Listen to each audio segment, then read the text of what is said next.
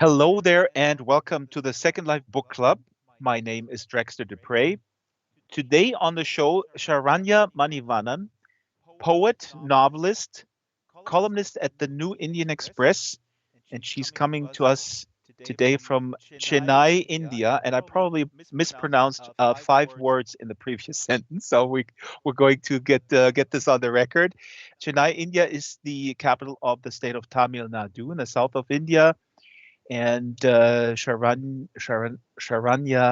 is the author of a novel by the title of The Queen of Jasmine Country, where a young girl is found under a basil tree, grows up with the one wish to avoid an arranged marriage, but rather get married to a Hindu god.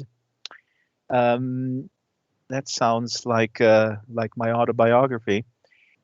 Sharanya also published 2 collections of wonderful poetry, a short story collection, and a picture book for children with art by Nerina Kanzi. And Sharanya joins us right here in a very special venue in a wonderful avatar embodiment. Sharanya, welcome to the Second Life Book Club. How are you? Thank you so much for having me, Drax. I am very excited about doing this, and I just want to thank you all again at Second Life for this amazing set. It's so beautiful. And thank you to everyone who has taken time to attend, and I hope that this conversation is interesting. It is my pleasure, and I've been hyping this for the last week because I'm just mesmerized by your work, and we'll get into it. It is it is really wonderful, and what I hope today is that we um, get people to appreciate maybe poetry, because I was thinking poetry is something where, it's kind of also forced on you sometimes in school, and people go, poetry's, I don't understand what it is. And then of course there is slam poetry and other really sort of cool modern iterations of poetry that bring young people into the fold. And I've known many people who work with young folks to make them understand how this could be a wonderful expressive tool for them. But your poetry is so incredibly powerful, and especially during isolation with the pandemic, it's a way of healing. I felt this morning when I woke up after reading a lot of your stuff. So I hope that we get this across today. Now, your avatar. And oh, by the way, yes, the venue today is custom built by Arieto, but we'll get into that too, and we'll cam around, and you guys can see everything, and you can still try to teleport in. But first, Charanya, if I mispronounce your name, please correct me. What is up with this cat avatar with these wings? What made you choose to appear as this avatar?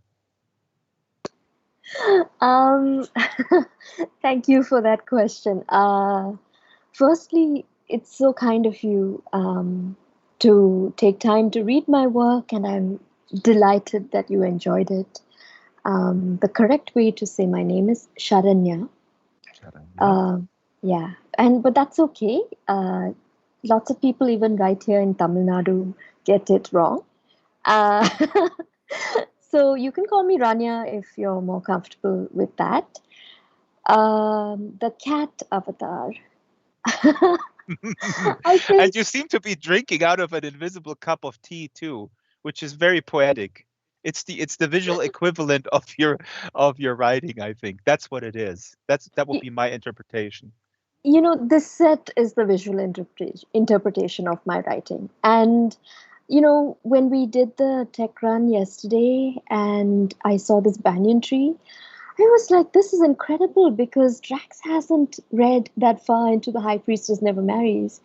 Um, it's like you and everybody who built this just sort of understood certain motifs which are meaningful to me. Mhm. But to answer the question about the cat, when I found out that I could be any avatar, I just decided to be a sweet little cat who is very well dressed and has fierce wings. um, so She yes, looks stern. I mean, she looks focused. She looks like she is focused. She has a plan. She is passionate. She's dedicated. uh, she wants to use her time wisely with things that bring kindness and goodness back into the ether. That's what this cat looks like. It's very nice of you to interpret her that way. And if I have any of those qualities, that is, that would be nice too. um, yeah, there's no deep thought behind the cat. I just want it to be adorable. That's all. Very good. Now the camera, if you, oh yeah, I see the camera zooming out a little bit, and we see the venue, which is built today by Arieto Chiori and Ruby Geek. I finished the High Priestess Never Marries today, and the symbol is we'll get more into it, because also the way you write is so is wonderful, but then it's also just in a way brutal, in a very good way, in a very honest way. Um, so the special venue today also features art from Amuchi Pucci and some cultural iconography, some Hindu gods and other artifacts. Before we get into the conversation, I want to bring up our housekeeping notes and our team. The book club is open 24/7. We have about 200 people now come through here every day, exploring, conversing. We're adding more floating platforms with different themes every week. So there's a teleporter, you can explore it. The flagship show is every Wednesday at 12 o'clock Pacific time. Really appreciate Sharanya. Oh my God. You have to correct me every single time, Sharanya. Sharanya. Sorry, that's the emphasis. Did I get this J- right? Rania is fine. Don't worry. Ranya? No, it needs to be Ranya. Okay, Ranya. Sharanya. The show is produced by Strawberry Linden and myself. The associate producer and researcher is Shyla, the super gecko. Location manager and prop master is Arieto Chiori and Ruby Geek. Other contributors to the design of the island are Marianne McCann, Arden Schwartzman, AJ McDowell, and Theanine. And the avatars are customized by Kralos, and sometimes they're built from scratch by Silas Merlin. Big thanks to Patch and Brett from Linden Lab and all the moles. And much bigger thanks, as always, to the wonderful community of book lovers. See a lot of new faces today. I say it every week. If I have one wish, it is to convert a lapsed reader. One per day is the minimum. So somebody who randomly teleports in here may not think that he or she or is a reader. Um, if we can grab them and say, hey, wait a minute, maybe I can recommend a book to you, befriend you, and recommend something to you, that will be wonderful. So, with that said, let's get into your work. And the first book that I read was about this girl who wants to be married to a god, and that's the Queen of Jasmine country. Now, this is based on a legend, and you were envisioning what happened to this poet saint. Andal is her name, as a poet saint, and you wanted to envision what happened to this girl before she became this poet saint. Can you set up this story a little bit for us? Sure, I'd love to.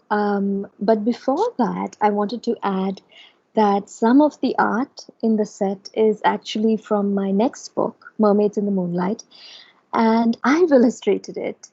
So, I hope that anyone who takes a look around notices the mermaids as well. And there are a few other images from that book. And yeah, this is my debut as an illustrator, and this set, this event is actually the very first time that any audience beyond my close friends and my publisher have seen some of these artworks. So thank you for including those as well and for making space for my art. Let's have the camera go. Oh yeah, I see the cameras going over the floating mermaid a little bit to the left. They're on Mhm. these cardboards, and that is obviously you as a mermaid. Um, right to the left of the Not portal in a very exuberant gesture here. You're dreaming, your eyes are closed. And th- what's the title of this book and when is it coming out? so, I that wasn't meant to be me, but you're not the first person to say that. I'm So, come on. This is totally you.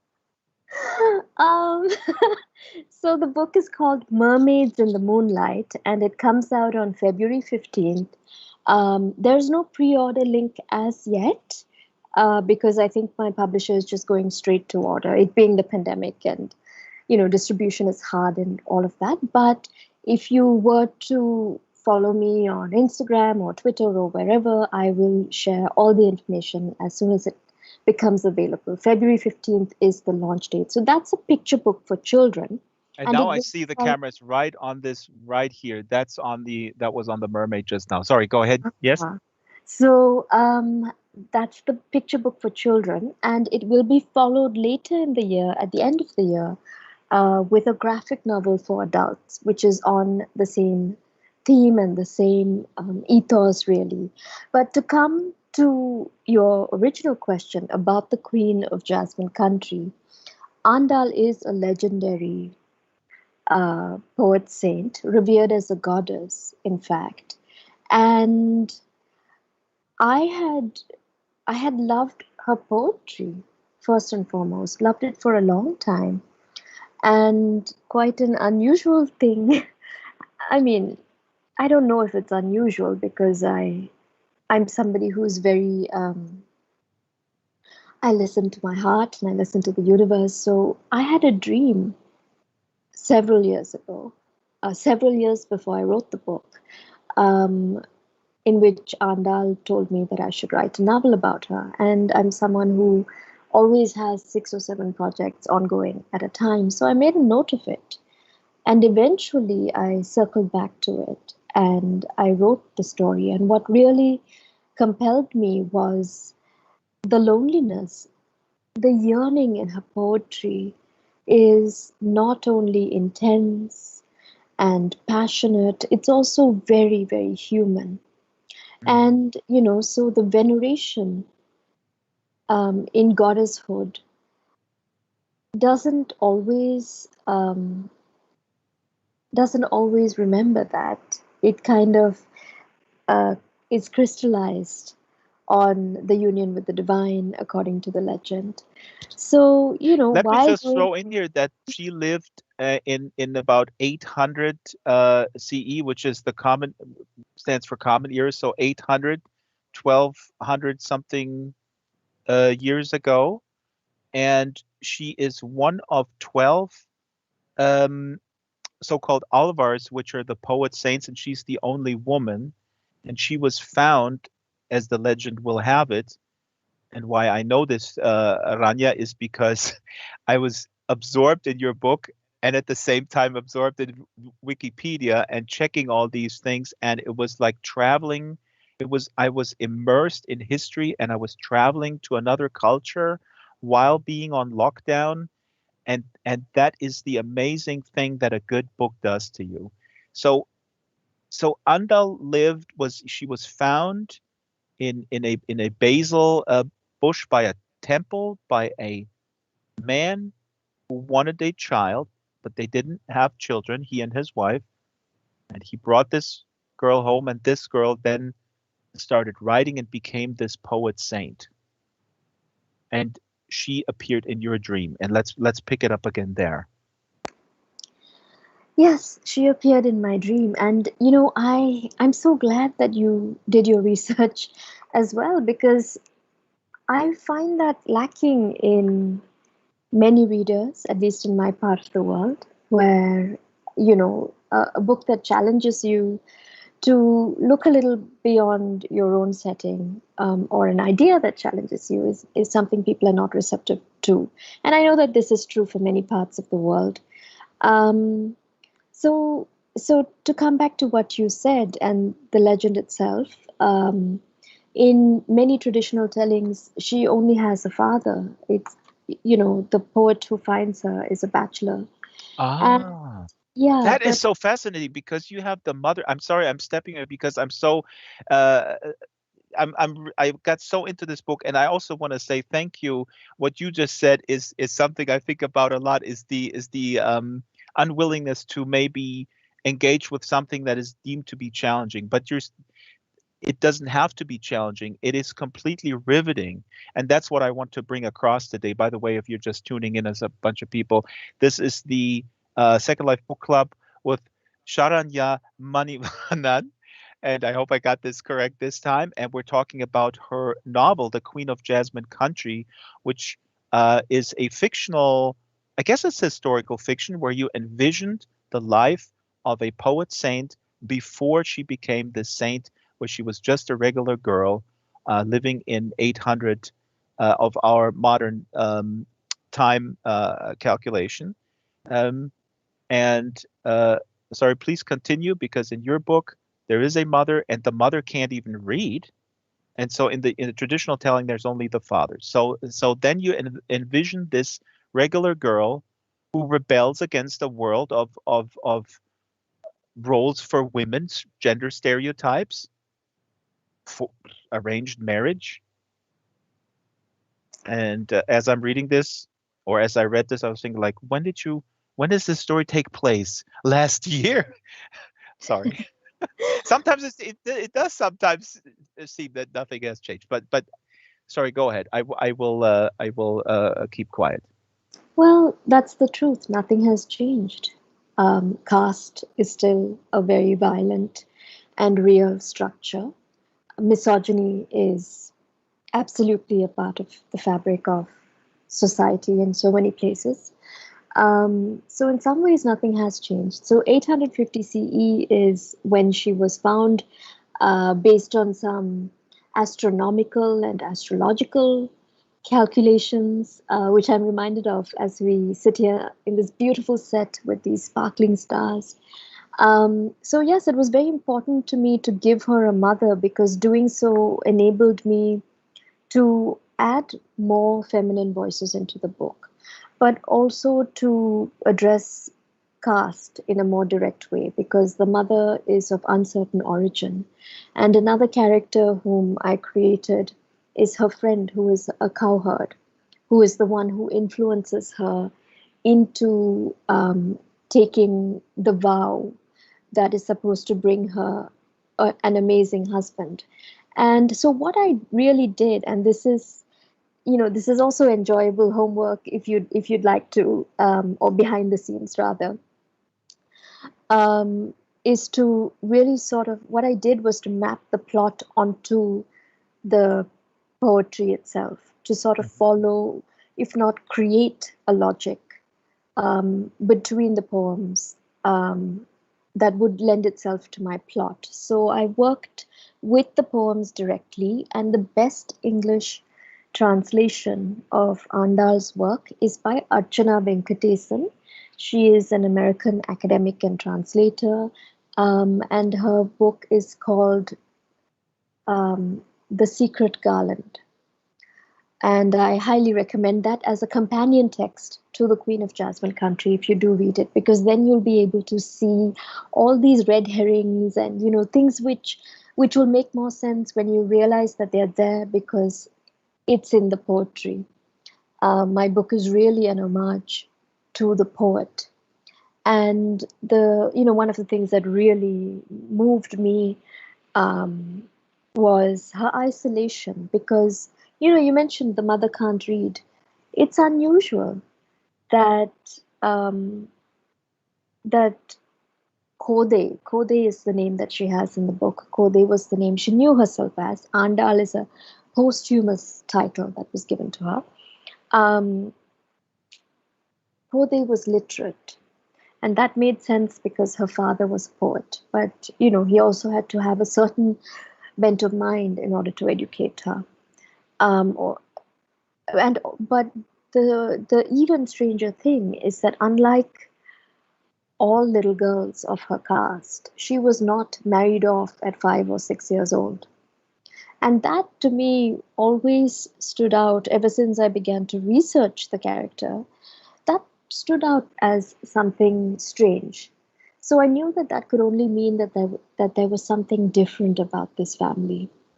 So so then it made sense to build on that, to have the father's poetness, and his connection to the divine uh, be something which takes him away from his householder duties, but at the same time, to give him this wife of unknown origin, whose existence therefore complicates the way in which the family itself sits within the caste pyramid in their village.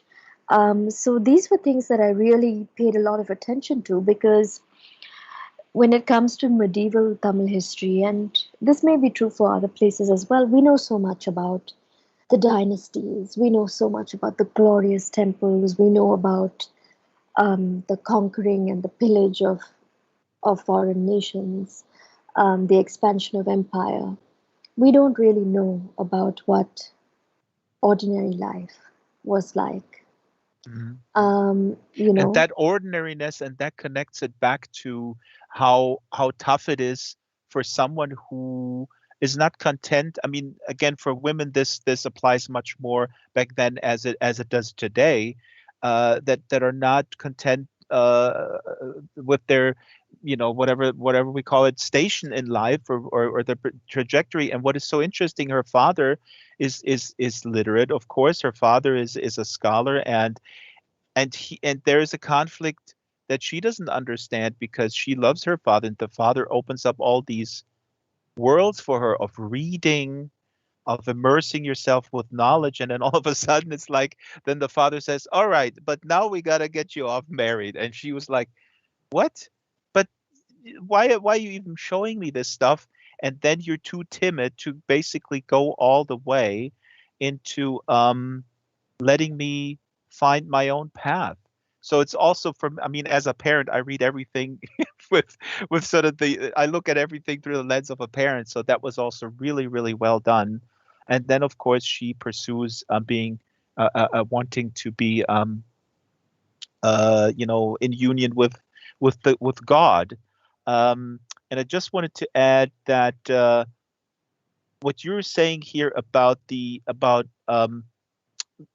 scholarly work, where you can dive even deeper. This is precisely what I want to bring across to people who may think, oh, this is too challenging, this is too complex, all these gods and all this history. What you are presenting here with this novel and I think I said this in the beginning, is like an appetizer into a different world that is incredibly colorful, and it's and you can relate to this story on this basic level of this young rebel who wants to do her own thing. And then you're free to investigate much deeper, as you suggest. um yeah, and that's beautiful. That's all I have to say. thank you. It's really total immersion reading, I think. So then she comes into unity with God, and we're gonna read a little excerpt. But I want to ask you, what is your relationship with religion? I mean, you said that you literally dreamed of Andal telling you to write this book and get it published by HarperCollins India. Did she tell you that too, or did she No, no, was she she did not. originally fond of another publisher? No, no, she didn't tell me to get it published with HarperCollins or anything. She just said, write a novel about me. And when I finished writing it, I thought it was a novella, not a novel. And then my publisher said, no, it's a novel. And then I was like, so I accidentally wrote a novel. So that was interesting. Um, would you like me to read from the book? We have chapter 7 here, yeah. Seven. And Yeah. just one more thing about the poetry. Is this poetry? I mean, we talked about the Alvars are these poet saints, and they're significant, I guess, over all of India, not only in the south, No, or is there a they're difference? Tamil. They are Mhm. Tamil, so they're very much a part of the Tamil, um, not just the pantheon, but just the cultural ethos. And there are many, many layers to this. As you said, Andal was the only woman, so that's significant. There's also a lot of caste stuff, which is quite complex. Yeah, which I will, I'll let people do their own research We'll do based a on what special they're show interested. on, yeah. Yeah, we'll do. Uh, But I was just wondering if people read her poetry in school, or how is that taught? Is that omnipresent in culture, or is it well, on again? I mean, it's caste specific. I mean, yeah. maybe you want to briefly. I don't know. I mean, we're halfway. This is already, and I'm just debating in my own head. Should we? I would love to have an overview of the caste system, but I don't know if we have the time today. No, we don't have the time today, but I would definitely recommend that anyone who reads um, literature from my part of the world also find out about structural issues as well as ongoing socio-political issues. Because that stuff is really, really important, and it informs everything right down to what books get published, um, and what books you hear about. So yeah, I think maybe we could leave that to interested readers. Um, yeah. We very often address here the unfortunate move towards a new type of, not new, but a invigorated, unfortunately, nationalism in many, many parts of the world, arguably in all parts of the world, with slight differences in flavor. But Mm, it's an unfortunate uh, thing that is happening, and it's quite dangerous. And I'll ask you a little bit later on, because you're also a journalist with a regular column. But now it's time to read from the Queen of Jasmine Country, and we're reading chapter 7. So set it up for us. What is happening in the story here? yeah. So it's actually chapter 17, Oh, Drax. 17. Yeah. Yeah. Yes. So what's happened is um, Kode took a vow that was supposed to bring her the perfect husband within 30 days, because she feels a bit ambivalent about arranged marriage, but she's also very desirous. And, she's a teenage girl. She has dreams, and she would love to be in love. She sees her parents' marriage and she envies that. She longs for it. The vow doesn't work out. Her husband does not materialize for her. And her friends whom she's conducted this with, it starts happening for them, and it's painful for her. So she decides that she's going to undertake secret vows. So this is a description of the point when that begins. And I will just add that the god Kamadeva, who is mentioned here, is the ancient Hindu god of lust, sexual desire.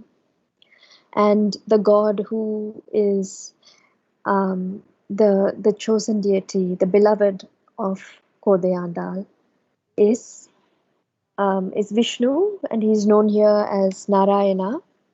And Vishnu Chittan is her father.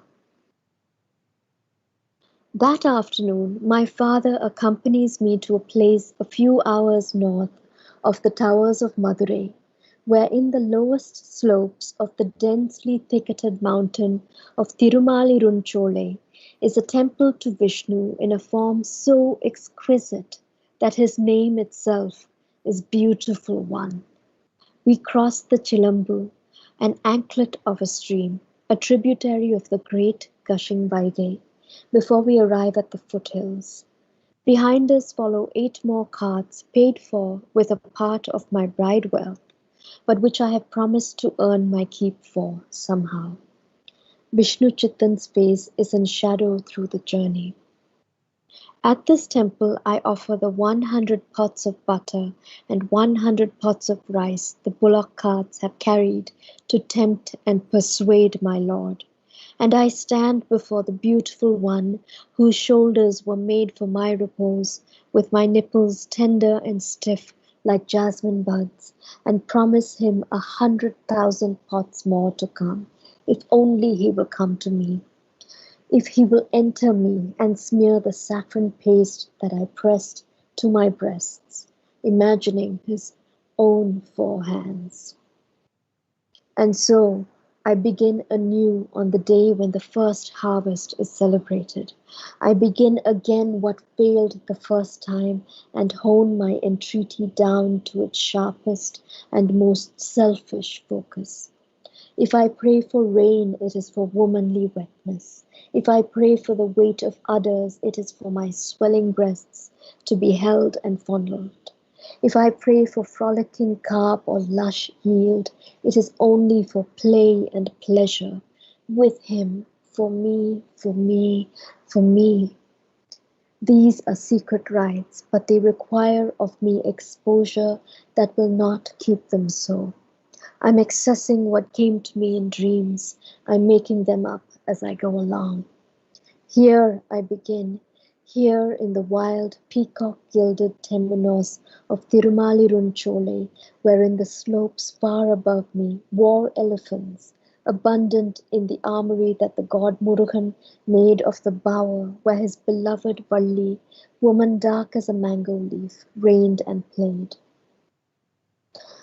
where the war elephants roam untethered in times of peace, and down below are cool ponds filled with lotuses as lovely as my Narayana's eyes. I begin.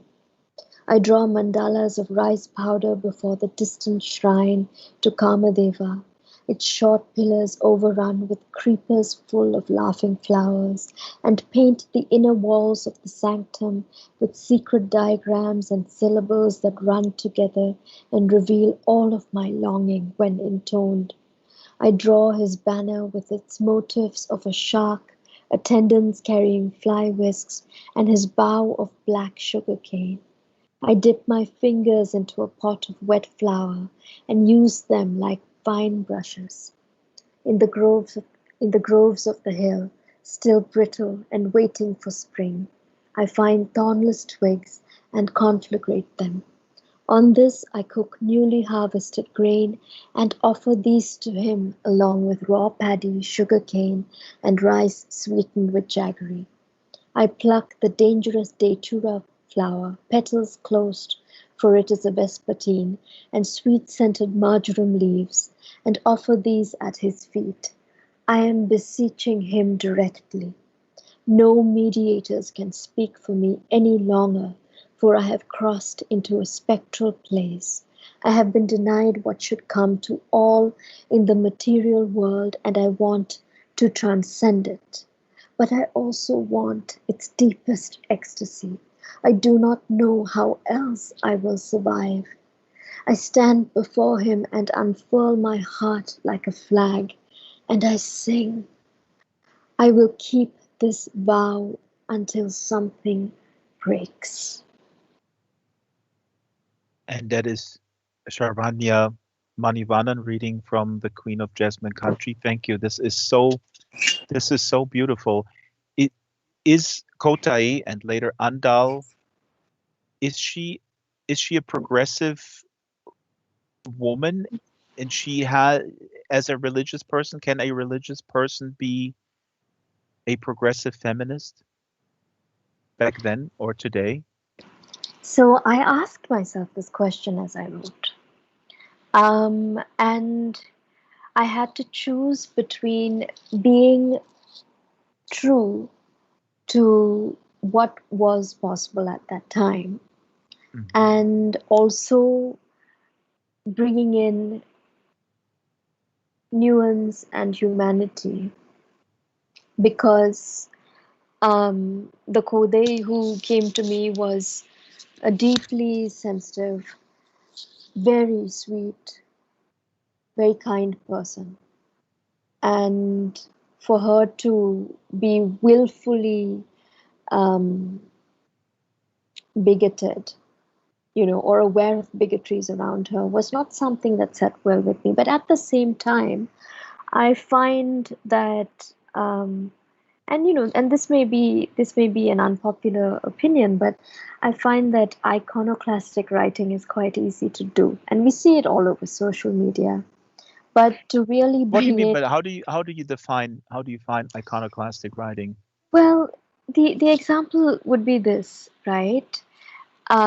To have taken this character and just sort of ripped her to shreds in order to prove a point about caste supremacy, for instance. That's something which another kind of writer would do, and um, I'm not that kind of writer. For me, it was more about how can I address these large things by telling the story of one small life and her engagements. So that meant making certain choices. So, where I could naturally bring in progressive politics, for instance, through bringing in the character of the mother or the character of the slightly older woman friend, giving them certain backstories, thereby complicating Kode's experience of womanhood, caste, class, within the time that she lives in a village in Tamil Nadu in the 9th century. Those were things I could do in a natural fashion. But for instance, if you look at her poems themselves, there is a poem which describes um, a dream that she has of her own wedding. And there's no room in that really for progressiveness or inclusiveness. And in fact, that was a discussion I had with my editor because she said, "Why don't you make this segment more inclusive?" And I said, "I want to, but I can't because that contradicts Because the it's in the text." poetry. Yeah, Yeah, because but she is I mean, everybody is a contradictory. I mean, we're all kind of complex uh, beings. I just want to put a pin in what you just said here about it, it, did I understand you correctly that it is seems to be fashionable now to to trash higher castes for their privilege? Is that what you're saying?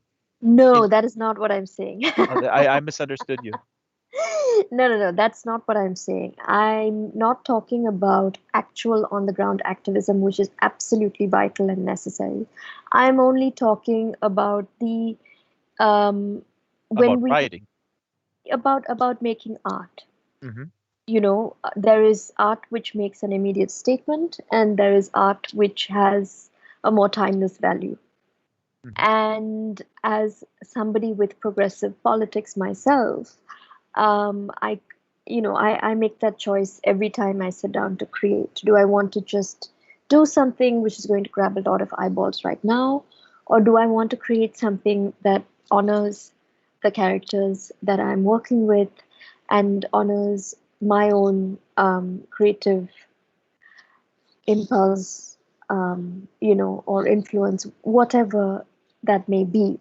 Hmm. I think that social political activism is absolutely necessary, and where I've been able to, I have incorporated that into this book. One example would be that I've talked about manual scavenging in this book, which is a practice in which um, people beyond the caste systems, Dalits, still in this country in the 21st century, have to scoop human waste with their hands Hmm.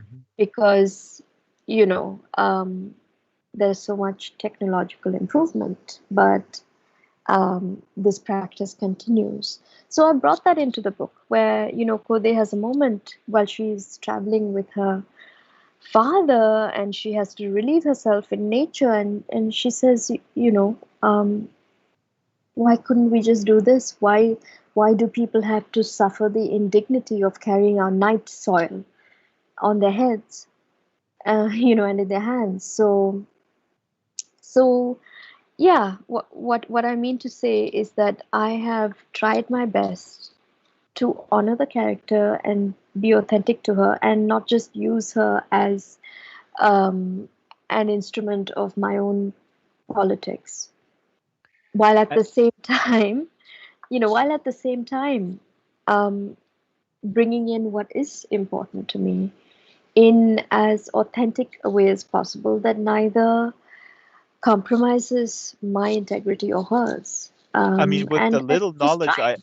yeah, no, Mm, I think you completely succeeded from my very limited knowledge. I always joke the only thing I know about India is through Arundhati Roy's fiction and her essays and her appearance on Democracy Now. Um, but I, I I think you succeed in here because those questions um, arise. I mean, how is she? She rejects the patriarchy. Where is, and it opens up all these questions where India is today regarding women's equality in society. But but for you personally, your your religiosity or your spirituality, is that compatible with your progressive politics and your feminism today? I'm so glad you asked that question. But before I answer it, I'll just quickly respond to a couple of things in the chat because a few people had, um, asked about connecting with readers abroad. I am not fortunate enough at this time to have foreign publication. I'm only fortunate that you can buy my books through your online retailers.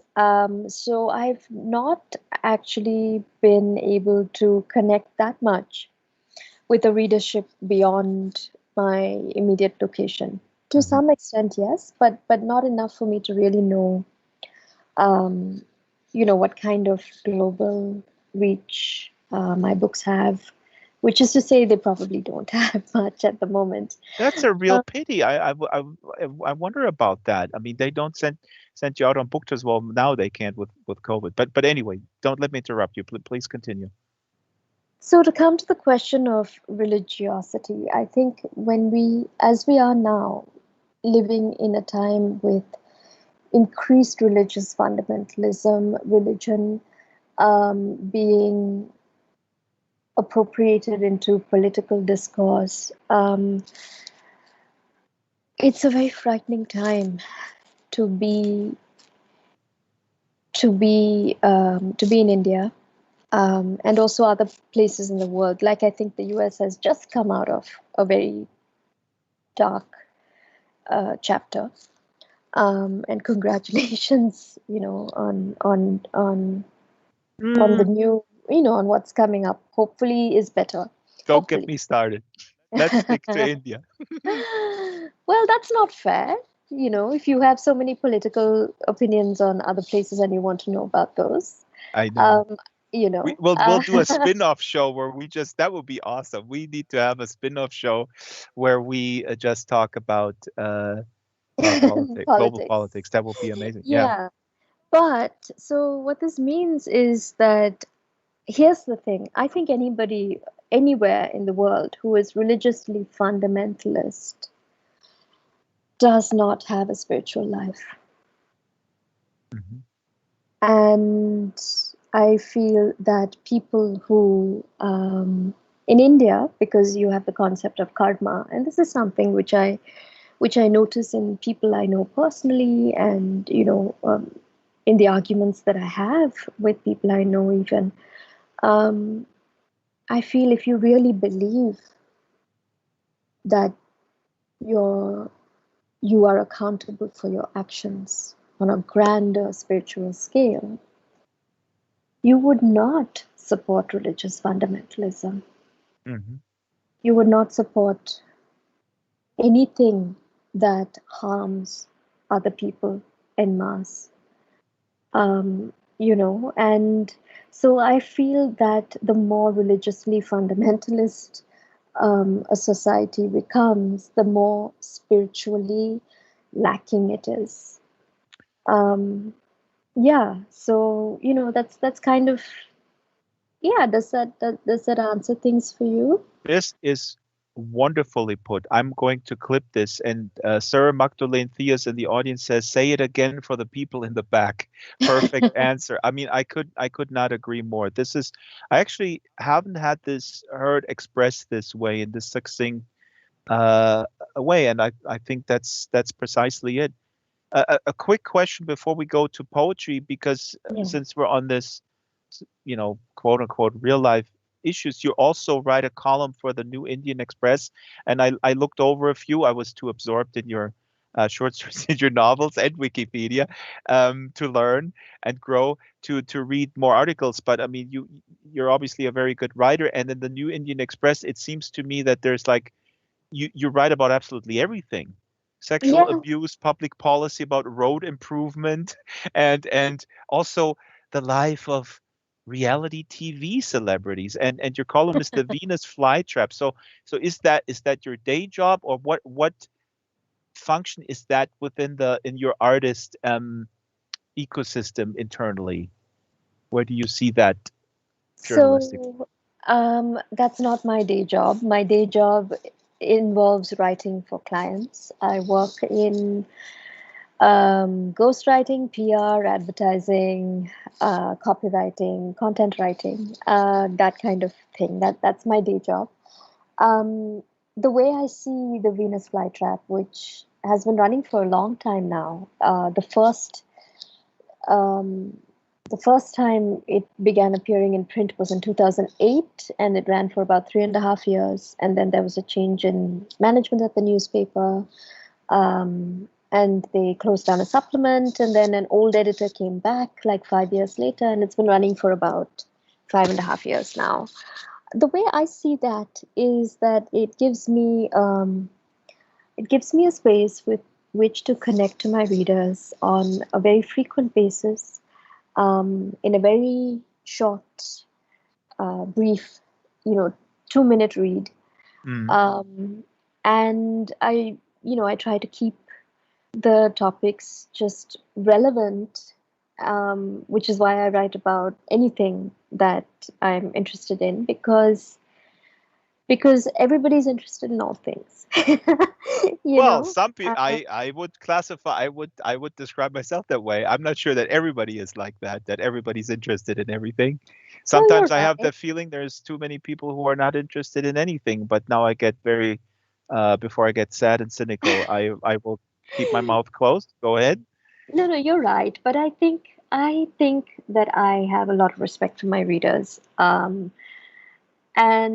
I just, whoever reads me regularly, I just like to take them along on a journey, because I have, um, you know, they've trusted me. Hmm. And so I try They to keep things. invested time with you. Yeah, yeah, they've invested their time. If they bought my books, they've invested their money. So um,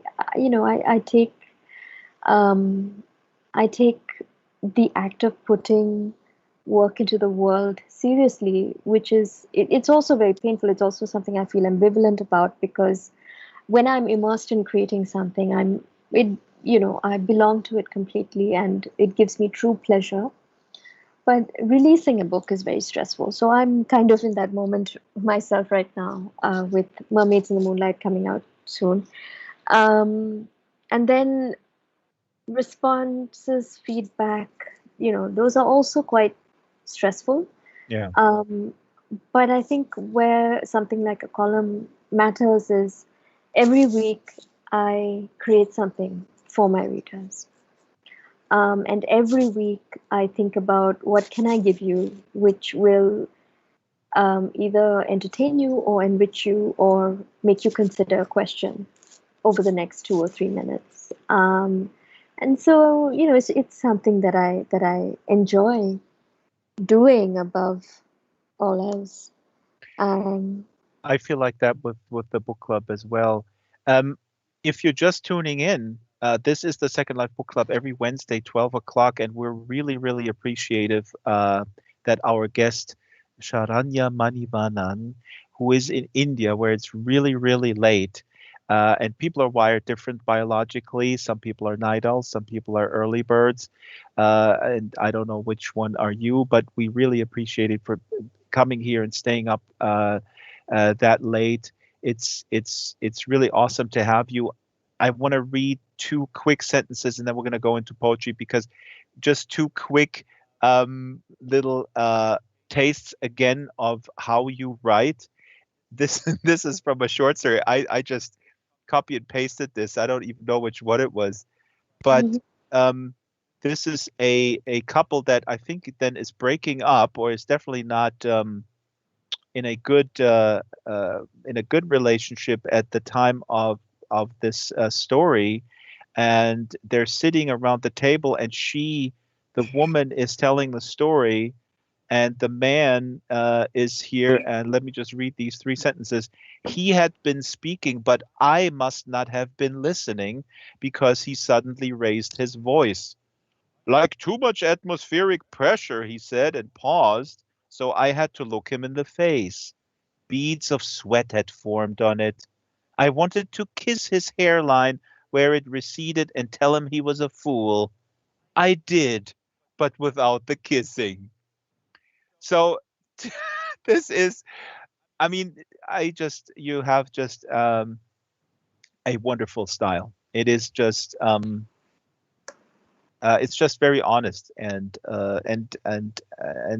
deep, and it touches me deeply. Another little excerpt here is: love is eternal, I know this, and yet within the promise of endless time is contained that other possibility, that it is longing that is infinite, forgetting that is impossible, that in such expansive darkness, love itself, that old lodestar, is only a chimera, a trick of light, ephemeral as a full moon.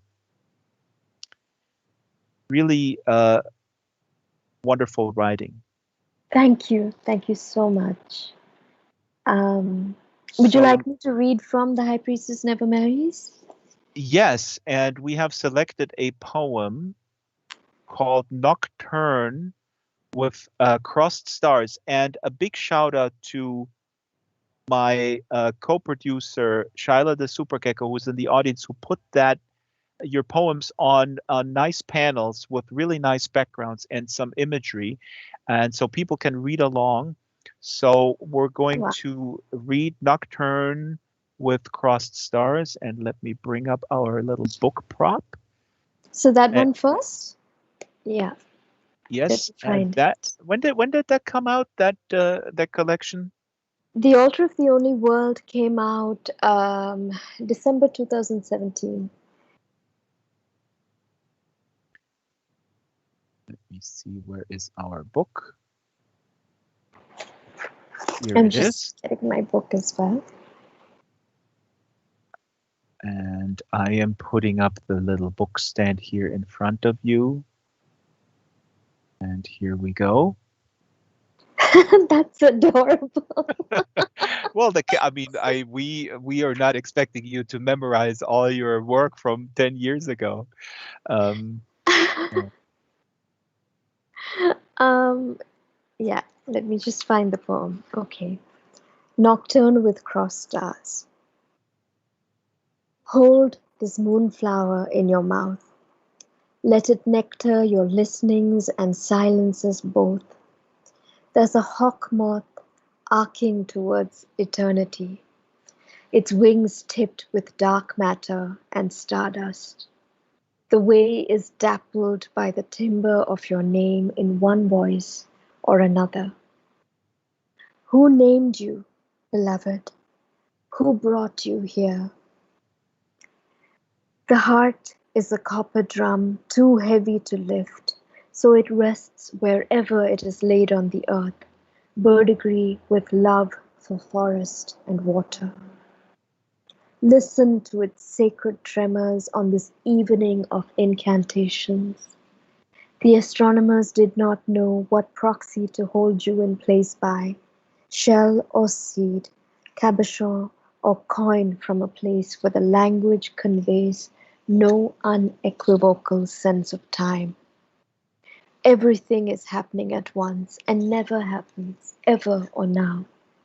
Somewhere there is a bow unbroken that is pointed forever at the constellations, a string that pulses almost imperceptibly.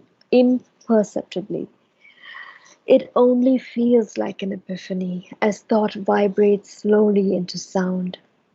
You must hold very still to unveil the illusion, to know the darkness from the night, to infer the unknown from that which is known, or the shy star from the ones that glitter without giving light.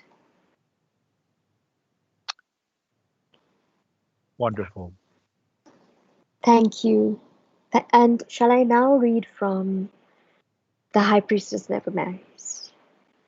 We have another poem. Well, maybe we should read from the High Priestess. There is a section called Mermaid that you prepared. Uh, yeah, let's read from Yeah. that. But real quick, what does just real quick the poetry and these very short forms. And I said in the very beginning, one of my overall overarching goals is to I guess alleviate some of the fear that can come from many different avenues. The fear to engage with poetry because, Mhm. again, like what you were saying, oh, this is too complex for me. This is too intellectual or whatever. This is so, the snobbery. And oftentimes when people express it to me, what they really mean is actually the recipients of that. And it's an issue of class where the perception is that this is stuff that only is only consumed or engaged with in a certain class, just like certain people drink wine. And I'm not a wine person, so I drink beer. How would you, is how do you see that? Is you feel like that poetry has something wonderful to give, obviously, but how do we spread that love more equally? So, I think it goes back to something you said at the start. The problem is in the way that poetry is taught in schools. I don't know how it is in that many parts of the world, but at least from the cultures that I was raised in Malaysia, in Sri Lanka, in India, um, you memorize it. You have to memorize it, and then you have to regurgitate what the teacher and the syllabus has told you is the meaning and the poet's intention. Hmm. And that really saps the life and the beauty out of the work. So it's And really just a matter of basically testing you on, well, like many other things are tested in school, purely what is tested is memorization. that's right. So, that's where people's aversion to poetry comes from the way that it is taught. Mm. But now, if you don't mind, Drax, because I think we're out of time, And you I need to would go to really, bed. it's 2:30 in the morning, Oh my God. but I would really love to share a little snippet from The High Priestess Never Marries. And the reason I've chosen Yes. this is Mermaid. because, yeah, so the reason I've chosen it is because this short story is what eventually led to the idea for the graphic novel, which then opened out into I should also do a picture book and so on. And just to give you a little bit of context, my maternal hometown in Batiklu in Sri Lanka has got a beautiful mystery to it. On full moon nights, if you enter the Kalladi Lagoon in a boat and you stick your oar or your paddle into the water and you hold the dry end to your ear, you can hear strange sounds from under the water. And nobody knows what those sounds are.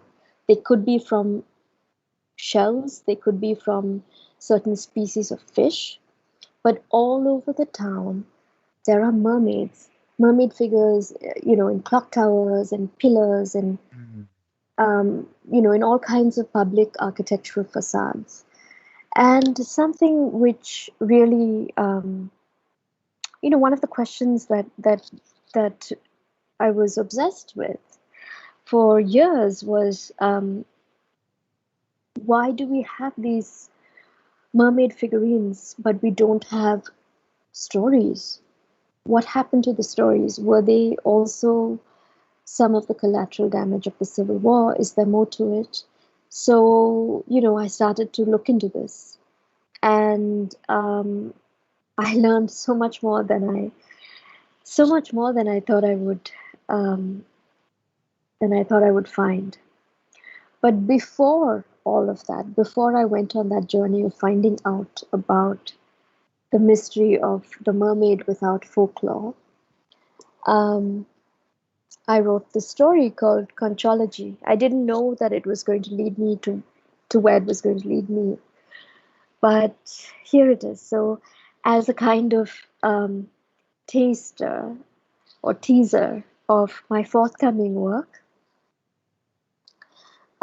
this is a little snippet called Mermaid from the story Conchology in The High Priestess Never Marries.